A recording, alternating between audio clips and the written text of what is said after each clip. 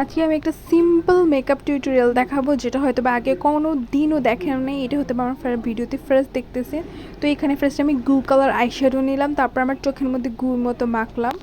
দেন এখান থেকে আমি একটা সুন্দর আইশ্যাডো প্যালেট নিলাম, যেটা হচ্ছে অনেক সুন্দর একটা আইশ্যাডো প্যালেট, যেখানে গ্লিটার কালারটা নেওয়ার পর এত সুন্দর, মানে যখন আমি আইশ্যাডোতে মানে চোখে বসালাম এত সুন্দরভাবে ব্লেন্ড হয়ে গেল।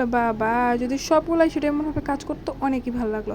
দেন আমি এখানে ওয়েট টিস্যু নিলাম, নিজের যে ফেসের মধ্যে যত খারাপ নোংরা গন্দিগি আছে সবগুলো আমি একদম টিস্যুর মধ্যে মুছলাম।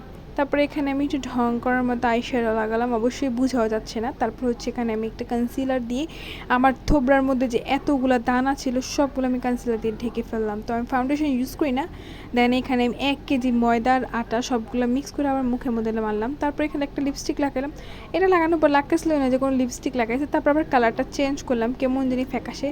এই হচ্ছে আমার ফাইনাল লুক। কেমন হলো অবশ্যই আমাকে জানাবেন। এটা হচ্ছে এমন আরও শর্টকাট ভিডিও দেখার জন্য আমাকে সাবস্ক্রাইব